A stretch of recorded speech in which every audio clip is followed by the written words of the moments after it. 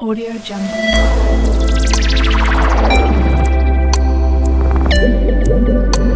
Audio Jungle. Bismillahirrahmanirrahim. Assalamu alaikum. How are you my dear students, my viewers? Hopefully आप लोग खैरियत से होंगे। आज मैं आपसे आइसोमेरिज्म का टॉपिक डिस्कस करूंगा। आइसोमेरिज्म एक बहुत ही इम्पॉर्टेंट टॉपिक है। सबसे पहले मैं आज आपसे इसकी टर्मिनोलॉजी को डिस्कस करूंगा, उसकी टाइप्स को डिस्कस करूंगा। देन मैं उसमें से जो एक हमारे पास जो मेन टाइप होगी उसकी 5 सब टाइप्स को भी आज के इस लेक्चर में आपसे डिस्कस करूंगा। सबसे पहले हम ये देख लेते हैं कि आइसोमेरिज्म का वर्ड ये आया कहाँ से। अगर आप 1 मिनट के लिए यहाँ पे गौर करें तो बेसिकली ये आइसोमेरिज्म 2 वर्ड्स का कॉम्बिनेशन है। वो 2 वर्ड्स ग्रीक लेटर से निकले हैं। एक को हम आइसोस कहते हैं एंड सेकंड को हम मीरोस कहते हैं। इन 2 ग्रीक लेटर से ये मिलके बना है आइसोमेरिज्म। और इसका मतलब क्या होता है? Equal parts.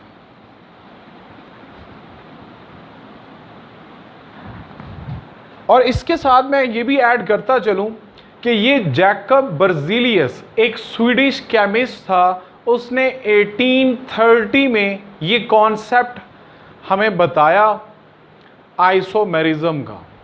अब हम इसमें कहते क्या हैं? जैसे मैंने लिखा कि इक्वल पार्ट्स, इसमें एक एटम क्या हो सकता है, या हमारे पास उसमें जो एटम्स होते हैं किसी भी कंपाउंड के अंदर, ग्रुप ऑफ एटम्स, तो उनका क्या होता है ऑर्गेनिक कंपाउंड में? They have the same chemical formula but different chemical structures. तो मैं अगर शॉर्टली इसको सिंप्लीफाई करूं तो मैं क्या कहना चाह रहा हूं कि they have same chemical formula but different, उसमें डिफरेंट क्या होती हैं? क्योंकि केमिकल फार्मूले से आप जानते हैं कि हमारे पास क्या होते हैं कि वो मॉलिक्यूलर फार्मूला हो सकता है। तो मैं सिंपली यहाँ पे केमिकल फार्मूला लिख रहा हूँ, but they have different chemical structures. अब स्ट्रक्चर्स के अंदर भी हम देखते हैं कि वो हमारे पास किस तरह से चीज़ें हम डिस्कस करते हैं। पहले टू दी पॉइंट हमने उसकी इक्वल पार्ट्स की जो डेफिनेशन हमने बनाई वो ये हो जाएगी कि they have the same chemical formula but different chemical structure. या हम यूं भी कह सकते हैं जो नॉर्मली आपने लोअर ग्रेड्स में पढ़ा कि those compounds which have the same molecular formula but they have different in their properties. अब डिफरेंट प्रॉपर्टीज का मतलब क्या होता है कि या वो प्रॉपर्टीज क्यों डिफरेंट होती हैं? तो ये चीज आप अपने माइंड में रखिएगा कि due to different modes of combination, कि उसमें जो कॉम्बिनेशन होता है वो डिफरेंट हो सकता है, या हम different arrangement of atoms in a compound कह सकते हैं कि उन एटम्स का या तो कॉम्बिनेशन डिफरेंट होगा या अरेंजमेंट डिफरेंट होगी, जिसकी वजह से उनकी प्रॉपर्टीज भी क्या हो जाएंगी? वो डिफरेंट हो जाएंगी। तो ये चीज़ भी मैं लिख देता हूं कि सेम मॉलिक्यूलर फार्मूला आप लिख लें कि दे हैव सेम। अब वो जो केमिकल फार्मूला था उसको मैं क्या बोल रहा हूं? Molecular formula but different properties. तो ये मैंने इसमें आपको बता दिया है कि प्रॉपर्टीज की डिफरेंस किस वजह से होती हैं। अब बात को हम आगे बढ़ाते हैं। हमारे पास इस आइसोमेरिज्म की 2 टाइप्स हैं, और वो टाइप्स कौन कौन सी हैं मैं यहाँ पे आज आपसे जो डिस्कस करूँगा वो फर्स्ट टाइप है। लेकिन मैं आपको पहले बता देता हूँ कि इसकी टाइप्स कौन कौन सी हैं। इसकी 2 मेन टाइप्स हैं। नंबर 1 इज स्ट्रक्चरल आइसोमेरिज्म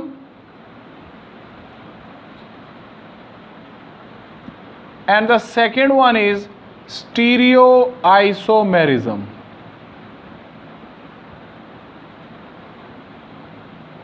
मैं आइसोमेरिज्म की हमारे पास सबसे पहले डेफिनेशन क्या हो जाएगी?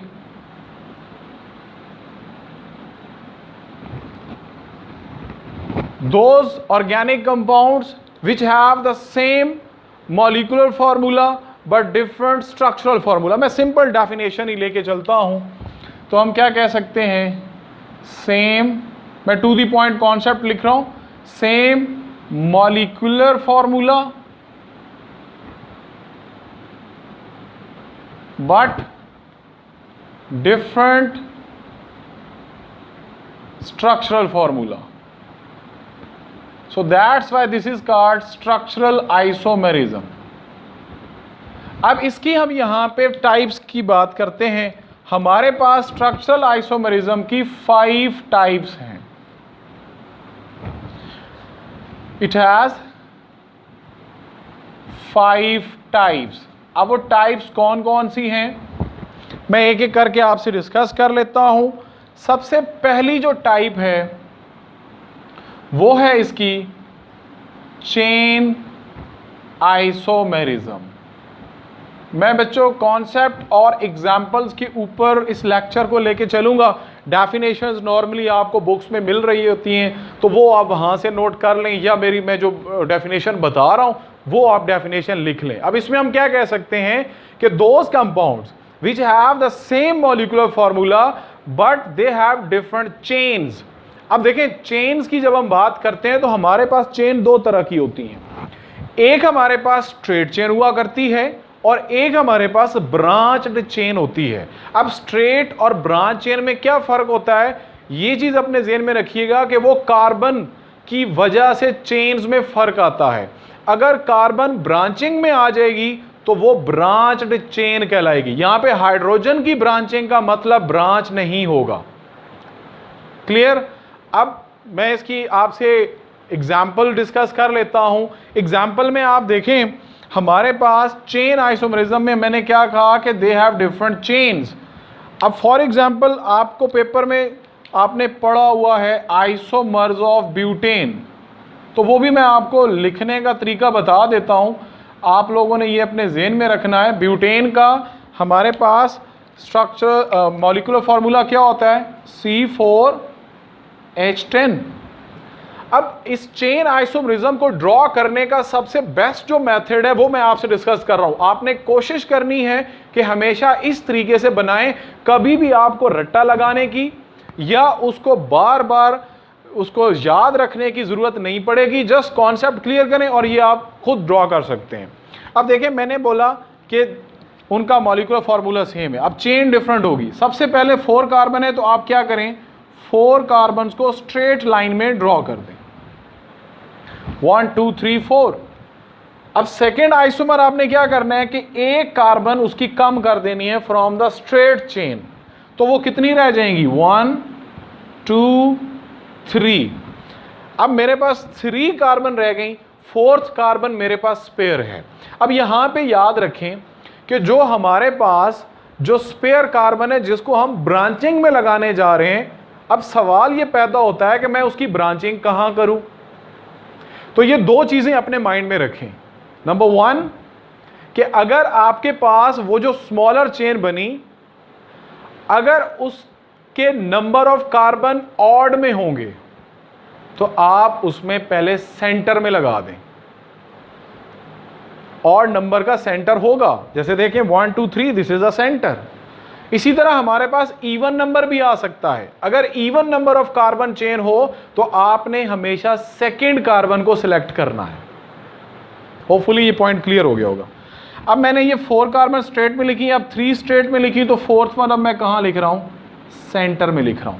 अगर अब आप इसके नंबर ऑफ हाइड्रोजन एटम्स करें, इसके बॉन्ड्स पूरे करें, तो हाइड्रोजन इन दोनों केसेस में हमारे पास 10 नहीं होंगे। फॉर एग्जांपल यहां पे देखें, this is CH3, this is CH2, this is CH2 and this is CH3। 3 4 5 6 7 and 3 10। इस केस में देखें CH3, this CH, CH3, CH3। आप हमेशा बॉन्ड्स कार्बन के 4 पूरे करें, कभी भी हाइड्रोजन आपके लिए प्रॉब्लम नहीं होगा। टर्मिनल पे देखें 1 बॉन्ड है तो 3H लगाएं। अब इस कार्बन में देखें 1 2 3 बॉन्ड्स हैं तो 1 H लगाएं, तो बाकी आपके पास क्लियर हो गया। अब इसका नाम क्या होगा, जब स्ट्रेट चेन में होता है दिस इज N ब्यूटेन, और जब ये हमारे पास ब्रांच में होता है दिस इज कॉल्ड आइसोब्यूटेन। मैं जल्दी से इसी तरह से आइसोमर्स ऑफ पेंटेन भी आपसे डिस्कस कर लेता हूं। आइसोमर्स ऑफ पेंटेन, सबसे पहले तो आपको फॉर्मूला आना चाहिए पेंटेन का। अगर जिसको ये भी नहीं आता तो उसको याद कर लें, C5H12।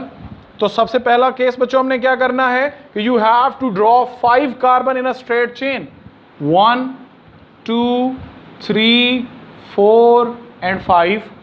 सेकेंड आइसोमर चेन क्या बनेगा कि आप एक कार्बन की कम कर दें तो कितनी स्ट्रेट चेन रह जाएगी, 1 2 3 एंड 4। अब फिफ्थ कार्बन मैं कहाँ पे लगाऊं, चूंकि अब मेरे पास 1 2 3 4 इवन नंबर है, इसका सेंटर तो है ही कोई नहीं। तो अब आप क्या करें, जो फिफ्थ कार्बन है उसको आप सेकंड नंबर पे लगा दें। अब अक्सर बच्चों के लिए ये प्रॉब्लम होता है कि इसको सेकंड बोला है, इसको क्यों नहीं बोला। ये अब आपकी अपनी मर्जी है। अगर आप इसको सेकंड बोल रहे हैं तो it mean this is first and this is second, this is third and this is fourth. अगर आप यहाँ पे लगा देते तो ये 1 था और ये 2 हो जाता, सो इससे कोई फर्क नहीं पड़ता। आप यहाँ पे, चूंकि मैंने एक और चीज मैं क्लियर करता चलूँ, मैंने स्टीरियो आइसोमरिज्म में आपको बोला था कि उसकी कॉन्फ़िगरेशन डिफरेंट होती है इन स्पेस। यहाँ पे स्पेस का किसी किस्म का कोई कंसर्न नहीं है, तो आप इस कार्बन को नीचे लिखें या ऊपर लिखें, इससे भी कोई फर्क नहीं पड़ेगा। नेक्स्ट, अब मैं चेन मजीद छोटी कर सकता हूं, तो मजीद छोटी कितने की हो जाएगी, 3 कार्बन की, 1 2 एंड 3। अब मेरे पास कितनी कार्बन इस पेंटेन की रह गई, 2 कार्बन। तो मैं क्या करता हूं, जो 2 मेरे पास कार्बन रह गई, अब चूंकि ये ऑड नंबर है तो सेंटर में ही 2 कार्बन आप और लगा सकते हैं। इससे छोटा मजीद नहीं बन सकता आइसोमर। सो पेंटेन के कितने आइसोमर्स हो गए, 3 आइसोमर्स। यहाँ पे आप हाइड्रोजन्स लगा लें तो हाइड्रोजन देखें कितनी हो जाएंगी, 3 4 5 6 7 8 9 and 3 12। This is called an pentane. Second देखें, CH3 CH2 CH CH3 and CH3। तो देखें 3 6 7 8 9 10 11 12। This is called isopentane. और then CH3 CH3 CH3 CH3। This is called neopentane. तो बच्चों आपने देखा कि मेरे पास ब्यूटेन के आइसोमर्स कितने आए, 2। पेंटेन के कितने आए, 3। जैसे जैसे कार्बन बढ़ रही होती हैं आइसोमर्स भी बढ़ रहे होते हैं। तो मैं यहाँ पे थर्ड आइसोमर भी आपके साथ एक एग्जांपल डिस्कस कर लेता हूँ ताकि ये लिखने में आपको आसानी हो और ये कॉन्सेप्ट आपका यहाँ पे क्लियर हो जाए। थर्ड एग्जांपल मैं लिखता हूँ आइसोमर्स ऑफ हेक्सेन। अब हेक्सेन का मतलब 6 कार्बन, उसके आइसोमर्स देखें। तो जैसे मैंने कहा कि कार्बन बढ़ रही हैं तो नंबर ऑफ आइसोमर्स भी क्या होंगे, वो बढ़ेंगे।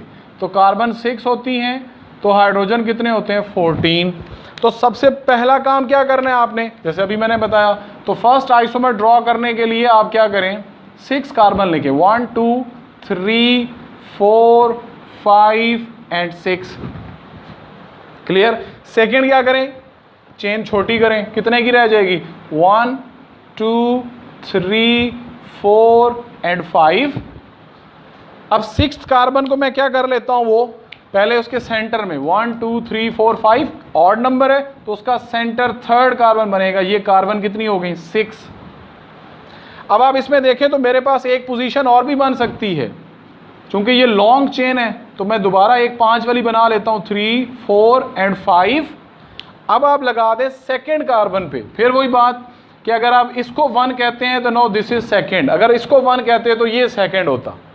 तो आप देखें डिफरेंट पोजीशंस आ गई। अब मेरे पास 5 में 2 जगह, अब इसके अलावा और 5 वाली चेन में सब्स्टिट्यूएंट की जगह नहीं है, क्योंकि थर्ड सेंटर हो गया, यहां से लगाऊं तो ये भी सेकेंड और ये भी सेकेंड, तो ये हमारे कंप्लीट हो गए। नेक्स्ट मैं क्या कर लेता हूं, इससे और छोटी चेन करता हूं, तो वो अब कितनी हो जाएगी, 1 2 3 एंड 4। अब कितनी कार्बन स्पेयर हो गई, 2, चूंकि 6 कार्बन थी। तो आप क्या कर लें, एक सेकंड पे लगा लें और एक थर्ड पे लगा लें। अब एक और भी पॉसिबल हो सकता है इसका आइसोमर, वो कौन सा हो सकता है कि आप क्या करें, 4 कार्बन लिखें और ये जो 2 कार्बन है इन दोनों को एक ही कार्बन सेकंड के ऊपर, मैं फॉर एग्जांपल इसको सेकंड अब बोल देता हूं, तो ये 5th एंड ये 6th। मेरे पास कितने आइसोमर बन गए आप देख लें। हमारे पास यहां पे 1 2 3 4 एंड 5 आइसोमर्स किसके बन गए, हेक्सेन के। सो दिस इज, अब हम इसके हाइड्रोजन्स पूरे कर लेते हैं और इनके नाम भी लिख लेते हैं, CH3 CH2 CH2 CH2 CH2 और इस पे CH3, this is called N hexane. इस केस में देखें CH3 CH2 CH CH2 CH3 और यहाँ भी CH3। अब इसको आइसो भी बोलते हैं लेकिन मैं इसका IUPAC नेम लिख देता हूँ। तो मेरे पास कितनी कार्बन है आप देख लें, 1 2 3 4 एंड 5, थर्ड के ऊपर सब्स्टिट्यूएंट है, सो दिस इज 3 मिथाइल और टोटल कार्बन कितनी है 5, सो दिस इज पेंटेन। अब इस केस में आ जाए, हाइड्रोजन पहले पूरी कर लेते हैं, CH3 CH2 CH2 CH, यहाँ पे CH3 और यहाँ पे CH3। अब इसका नाम क्या बनेगा, चूंकि सेकंड के ऊपर मिथाइल है, so this is 2 methyl pentane, क्योंकि ये भी वही 5 वाली चेन है, 3 4 एंड 5। अब ये 3 पोजीशन पे मिथाइल था, ये 2 पोजीशन पे मिथाइल है। नेक्स्ट हम एग्जांपल इसकी जो हमने लिखा वो अब स्मॉलर चेन है, CH CH CH3, तो ये भी CH3 और ये भी CH3। अब बच्चों इसका नाम क्या बनेगा, मेरे पास 2 सब्स्टिट्यूएंट सेकंड और थर्ड पे, टोटल कार्बन हम इसमें देख लेते हैं 1 2 3 एंड 4, तो सेकंड और थर्ड पे सब्स्टिट्यूएंट्स हैं, तो इसका नाम क्या बनेगा 2,3 डाई मिथाइल और चेन कितनी 4 की है, so this is butane. So 2,3 di methyl butane. और लास्ट वाला जो हमारे पास है उसकी हाइड्रोजन कंप्लीट करें, CH3 CH3 CH3, सेंटर पे कुछ नहीं होगा, CH2 एंड CH3। तो इसका नाम क्या होना चाहिए बच्चों, it will be 2,2 di methyl butane. So this is all about the isomers of hexane. अब ये जो मैंने एग्जांपल्स आपके सामने डिस्कस की, this is all about chain isomerism. अब मैं सेकंड नंबर पे जो डिस्कस करूंगा वो आपसे 2 कट्ठी टाइप्स डिस्कस करूंगा, क्योंकि इनका डिफरेंस पेपर में आ जाता है, तो आपने उन दोनों में जो बेसिक डिफरेंस है उसको अपने ज़हन में रखना है, जो कंफ्यूज करता है बच्चों को। पोजीशन आइसोमर में हम क्या कहते हैं कि they have same molecular formula but different position, जबकि फंक्शनल ग्रुप आइसोमरिज्म मैंने अपने प्रीवियस लेक्चर्स में आपसे डिस्कस भी किए हुए हैं काफ़ी एग्जांपल्स के साथ। तो यहाँ पे शॉर्टली मैं फिर ये बताता हूँ कि they have the same molecular formula but they have different functional groups, के फंक्शनल ग्रुप ही चेंज हो जाएगा, जबकि पोजीशन में क्या होगा कि उसकी पोजीशन और फंक्शनल ग्रुप सिर्फ वही चेंज होगी। मैं एग्जांपल आपसे डिस्कस कर लेता हूं। पोजीशन में देखें, फॉर एग्जांपल अगर मैं आपसे कहूं अल्कोहल की एग्जांपल देख लेते हैं, C3H7OH, दिस इज प्रोपानोल। तो आपने क्या करना है, अब उसमें 2 तरह से हो सकते हैं, 1 2 3। अब मैं इधर हाइड्रोजन CH3 CH2 CH2OH, या मैं यूं कर सकता हूं CH3 CH CH3 और ये यहाँ पे OH आ गया। अब अगर आप लोग देखें तो यहाँ पे OH की पोजीशन 1 है और यहाँ पे OH की पोजीशन 2 है। तो अब जस्ट क्या हुआ, position of functional group is change, तो इसका नाम क्या बन जाएगा, दिस इज कॉल्ड 1 प्रोपानोल और इसका नाम क्या बनेगा 2 प्रोपानोल। एक एग्जांपल मैं इसी तरह आप हैलोजन लगा सकते हैं, अल्काइल हैलाइड। अगर क्लोरीन यहाँ पे लग जाए, यहाँ लग जाए, तो आपने 1 प्रोपाइल क्लोराइड या 1 क्लोरोप्रोपेन, इसी तरह यहाँ लग जाए तो 2 क्लोरोप्रोपेन। वो फंक्शनल ग्रुप्स जो आपने पढ़े हैं, तो आप जस्ट पोजीशंस को चेंज कर सकते हैं। इसी तरह अल्कीन की अगर मैं एग्जांपल दे देता हूँ आप लोगों को, तो CH2 double bond CH, CH2 CH3, और सेकंड क्या हो सकती है, CH3 CH double bond CH and CH3। अब इस केस में देखें तो फंक्शनल ग्रुप कौन सा है, डबल बॉन्ड। और डबल बॉन्ड के लिए हम क्या यूज किया करते थे, अल्कीन्स। उसको आपने सम अप किस पे करना है, ईन के साथ। तो अब आपने इसमें क्या करना है, काउंटिंग कर लेनी है। काउंटिंग उधर से स्टार्ट करते हैं जिधर से फंक्शनल ग्रुप को लोएस्ट नंबर मिले, 3 एंड 4। सो यहाँ पे 1 2 3 एंड 4। तो अब देखें जो कार्बन, 2 कार्बन्स के दरमियान में डबल बॉन्ड है, 1 और 2 के दरमियान में है, तो उनमें से फिर आपने नाम वो लिखना होता है जो लोअर नंबर होता है। तो अब इस पहले का नाम क्या बनेगा, हमारे पास 4 कार्बन है, डबल बॉन्ड 1 और 2 में, तो हम 1 लिखेंगे, 1 ब्यूट, और एंड किस पे करेंगे, ईन के साथ। जबकि इस केस में देखें 2 और 3 में डबल बॉन्ड है, सो दिस इज 2 4 कार्बन की वजह से ब्यूट और ईन, सो दिस इज 2 ब्यूटीन। सो ये हमारे पास इसकी एग्जांपल्स हो गई। 2 एग्जांपल्स मैंने आपसे डिस्कस कर ली। नेक्स्ट फंक्शनल ग्रुप आइसोमेरिज्म, उसमें मैं आपको रिमाइंडर देता चलूं कि मैंने आपको क्या बोला कि चूंकि स्ट्रक्चर आइसोमेरिज्म है, same molecular formula but different functional groups, तो उसमें मैं एग्जांपल्स आपको किस किस की दे चुका हूं। मैंने आपको अल्कोहल और ईथर की एग्जांपल दी थी। इनका मॉलिक्यूलर फार्मूला क्या था, CnH2n+2O। ये दोनों एक दूसरे के फंक्शनल ग्रुप आइसोमर्स हैं। मैं एग्जांपल भी आपसे डिस्कस कर लेता हूँ, CH3 CH2OH और यहाँ पे CH3O CH3। तो दिस इज इथानोल, और ये हमारे पास क्या बन जाएगा, this is di methyl ether. इसी तरह देन मैंने आपसे डिस्कस किए थे कौन कौन से आइसोमर्स, वो थे carboxylic acid is the functional group isomer of ester. तो इसका मॉलिक्यूलर फार्मूला क्या था, CnH2nO2। तो इसकी भी मैं एक एग्जांपल आपसे डिस्कस कर लेता हूँ। फॉर एग्जांपल मेरे पास CH3 C double bond OH है, तो यहाँ पे एस्टर का फंक्शन ग्रुप क्या होता है, C double bond O and O।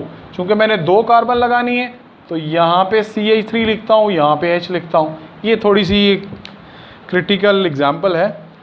तो अब इसका नाम क्या हो जाएगा, दिस इज इथानोइक एसिड, या मैं इसको क्या बोलता था, एसिटिक एसिड। इस केस में आ जाए, ऑक्सीजन के साथ पहले नाम देना है आपने, दिस इज मिथाइल, और यहाँ पे 1 कार्बन है, तो मिथाइल मिथानोएट, या आईयूपैक नेम इसका लिख लें तो मिथाइल, बल्कि कॉमन नेम आईयूपैक मिथानोएट हो गया, तो दिस इज मिथाइल फॉर्मेट। तो दोनों में देखें कार्बन 2 है, हाइड्रोजन हमारे पास कितनी है, 4 और 2 ऑक्सीजन है। इसी तरह मैंने थर्ड जो आपसे डिस्कस किया था, वो फंक्शनल ग्रुप आइसोमर्स कौन से होते थे, एल्डिहाइड्स एंड कीटोन्स। तो ये दोनों एक दूसरे के फंक्शनल ग्रुप आइसोमर्स थे, और इनका जो फॉर्मूला था वो क्या था, CnH2n जस्ट 1O। तो अब एल्डिहाइड का हम अगर ड्रॉ करें तो हम क्या देखते हैं, CH3 CH2 C double bond O and H। जबकि कीटोन का वैसा ड्रॉ करें तो CH3 C double bond O and CH3। तो बच्चों ये फंक्शनल ग्रुप्स के ऊपर जितनी ज़्यादा आपकी स्ट्रॉन्ग ग्रिप होगी, तो इंशाल्लाह ये आपको कभी भी प्रॉब्लम क्रिएट नहीं करेंगे। दिस इज़ कॉल्ड 3 कार्बन की वजह से प्रोपेन, तो दिस इज़ प्रोपानल, और इसका नाम क्या होगा, 2 प्रोपेन के आखिर में ई को रिप्लेस करना है ओन के साथ, so this is called 2 propanone. तो ये मैंने वो सारे दोबारा आपसे डिस्कस कर ली, एग्जाम्पल्स भी। तो ये पोजीशन और फंक्शनल ग्रुप आइसोमरिज्म में जो बेसिक डिफरेंस था वो आपने इस तरह से याद रख लेना है। अब मैं चलता हूँ लास्ट 2 टाइप्स, ये हमारे पास थोड़ी इंपॉर्टेंट है। वो कौन सी टाइप्स हैं जी? थर्ड हमारे पास ये हो गए। Fourth one is metamerism and fifth one is tautomerism. अब सबसे पहले मैं मेटामेरिज्म आपसे डिस्कस कर लेता हूं। मेटामर के अंदर क्या होता है कि हमारे पास ऐसे compounds which have the same molecular formula but different number of carbon atoms या carbon chain on either side of the functional group, के फंक्शनल ग्रुप के आसपास जो कार्बन की चेन्स हों अगर उनमें डिफरेंस होता है तो वो क्या कहलाता है? मेटामेरिज्म। तो वो एक दूसरे के क्या कहलाएंगे? Metamers. Metamerism, unequal distribution of carbon chain along side either side of the functional group. तो ये बेटे आप लोग लिख लेंगे, उसकी डेफिनेशन में जस्ट एग्जाम्पल पे ही आता हूं। तो एग्जाम्पल आप देख लें, मैं ईथर्स की एग्जाम्पल दे देता हूं। फॉर एग्जाम्पल जैसे मैंने आपको बताया हुआ है कि सिमेट्रिकल और अनसिमेट्रिकल की बात जैसे मैं करता रहा हूं, तो आपको अंदाज़ा हो जाएगा ये एग्जाम्पल देख के ही कि इसमें क्या हुआ है। कि अब आप देखें फंक्शनल ग्रुप ईथर का क्या है? ऑक्सीजन। उसके दोनों तरफ आर ग्रुप थे। अब वो आर ग्रुप सेम भी हो सकते हैं और डिफरेंट भी हो सकते हैं, लेकिन नंबर ऑफ जो उसमें एटम्स हैं वो क्या है? वो सेम है। अब यहाँ पे देखें हमारे पास क्या है इसका मॉलिक्यूलर फार्मूला? C5H10O। तो अब आप काउंट कर लें, इधर कार्बन 1 2 सॉरी C4H10 1 2 3 4 कार्बन 3 2 5 3 2 5 10। यहाँ पे देखें कार्बन 1 2 3 4, हाइड्रोजन 3 4 5 6 7 8 9 एंड 10। अब इनके नेम्स क्या हैं? This is called di ethyl ether, जबकि इस केस में क्या है? This is methyl propyl ether. अगर आप लोगों को याद हो तो मैंने इसी चीज़ को सिमेट्रिकल और अनसिमेट्रिकल का नाम दिया था। एक एग्जांपल और भी आपसे डिस्कस कर लेता हूं रिगार्डिंग कीटोन्स। उसमें भी क्या होता था? फंक्शनल ग्रुप हमारे पास C डबल बॉन्ड O होता था, उसके दोनों तरफ हम क्या कर लेते हैं? कार्बन की चेन को अनइक्वल डिस्ट्रीब्यूट कर लेते हैं। यहाँ पे देखें मैंने सिमेट्रिकल बना दिया। सेकेंड एग्जाम्पल मैं वैसे ईथर की जैसी बना लेता हूँ, 2CH2 CH2 and CH3। Functional group is ketone C double bond. उसके भी दोनों साइड पे क्या होते थे? R ग्रुप होते थे। तो अब इसका नाम क्या हो जाएगा? Total carbon 1 2 3 4 and 5। So this is 3 pentane के आखिर में own, so this is 3 pentanone and this is 2 pentanone. ये हमारे पास हो गई इसकी सेकंड एग्जांपल। तो ये आपने बस इसमें definition, so these 3 pentanone and 2 pentanone are the metamers of one another. Last type इसकी अब हम देखते हैं, वो क्या है? टॉटोमेरिज्म। तो टॉटोमेरिज्म हमारे पास जो है उसमें क्या होता है, उसकी डेफिनेशन मैं आपसे सिंपली भी डिस्कस कर लेता हूँ और एक जो नॉर्मली लिखी जाती है। इसमें आप यूँ कह सकते हैं कि कंपाउंड जो होता है हमारे पास, जिसकी भी हम एग्जांपल अभी देखते हैं टॉटोमेरिज्म में, वो कोई भी हो सकता है। 2 मैं एग्जांपल्स आपसे डिस्कस करने जा रहा हूँ। वो क्या करता है? एग्जिस्ट साइमल्टेनियसली इन 2 फॉर्म्स, जो कि इक्विलिब्रियम में होगी एक दूसरे के साथ, साइमल्टेनियसली एग्जिस्ट भी करती हैं और इक्विलिब्रियम में होंगी। अब वजह क्या है? उसकी वजह उसमें क्या होता है? Shifting of proton with in the molecule. के हाइड्रोजन, प्रोटॉन बेसिकली हम हाइड्रोजन को ही कह रहे होते हैं कि हाइड्रोजन की शिफ्टिंग होती है with in the molecule. This is called tautomerism. जो लास्ट हमारी टाइप है, 5th वन इज टॉटोमेरिज्म। तो अब मैंने इसके अंदर आपको क्या बोला कि शिफ्टिंग ऑफ प्रोटॉन, ये चीज़ मैं लिख देता हूं, शिफ्टिंग ऑफ प्रोटॉन। तो जो मैंने पहले आपको कही वो चीज़ भी अपने ध्यान में रखनी है कि साइमल्टेनियसली एग्जिस्ट करती हैं, इक्विलिब्रियम दोनों जो उसकी टाइप्स होंगी। सबसे पहली मैं एग्जांपल आपसे डिस्कस कर लेता हूं इसमें फॉर एग्जाम्पल मेरे पास है CH3 C double bond O and CH3। अब क्या होगा इसमें कि ये साइमल्टेनियसली एग्जिस्ट करेगी और इक्विलिब्रियम में होगी। यहाँ से एक प्रोटॉन यहाँ चला जाएगा तो ये क्या बन जाएगा CH3 C, अब ये सिंगल बॉन्ड OH और यहाँ पे आ जाएगा डबल बॉन्ड और CH2। आप देख लें सिर्फ क्या हुआ, यहाँ से एक प्रोटॉन हाइड्रोजन यहाँ शिफ्ट हो गया और कुछ भी नहीं हुआ इसमें, बस इसमें जो बॉन्ड डबल था वो फिर यहाँ पे आ गया। अब इसको हम जो एग्जाम्पल को कहते हैं this is called keto enol form, this is called ketone and this is called enol. अब ene double bond and ol mean alcohol, तो अगर मैं इसका नाम लिखूं तो ये कार्बन 1, ये कार्बन 2, ये कार्बन 3, इसका नाम बनेगा प्रोप 1 इन एंड 2 ओल, कि ये अल्कीन भी है और अल्कोहल भी है। तो इसमें क्या हुआ कि ये एग्जिस्ट करते हैं साइमल्टेनियसली, इक्विलिब्रियम में भी हैं। हुआ काम क्या है, just shifting of proton, hydrogen एक जगह से निकल गया दूसरी जगह पे चला गया। सेकंड में इसकी एग्जांपल डिस्कस कर लेता हूं आप लोगों के साथ। वो नॉर्मली आप लोग अमाइनो एसिड के बारे में जानते हैं। अमाइनो एसिड क्या होता है कि उसके अंदर 2 फंक्शनल ग्रुप्स होते हैं। कौन से, ये मैं हाइड्रोजन यहाँ लिख देता हूँ। कौन से फंक्शनल ग्रुप होते हैं? अमाइनो एसिड, एक उसमें अमाइन ग्रुप होता है NH2 और एक उसमें एसिड ग्रुप होता है, कौन सा? Carboxylic acid. So that's why this is called amino acid. अब इन दोनों को भी हम इसका देखते हैं, इस कंपाउंड का दूसरा इक्विलिब्रियम में कौन सा आएगा। अब ये हाइड्रोजन आप यहाँ पे शिफ्ट कर दें तो shifting of proton with in the molecule, ये हाइड्रोजन यहाँ पे आ जाएगा तो हमारे पास ये क्या चीज़ बन जाएगी? C, ये R, ये H। अब ये क्या रह जाएगा? ये हमारे पास आ जाएगा COO, ऊपर नेगेटिव चार्ज, और ये जो हमारे पास बन गया NH2 जो था, एक प्रोटॉन एक्सेप्ट करने के बाद दिस इज NH3, इसके ऊपर प्लस चार्ज आ जाएगा।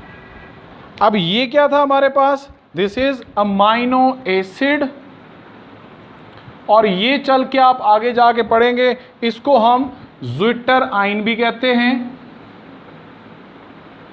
हम इसको इंटरनल सॉल्ट भी कहेंगे।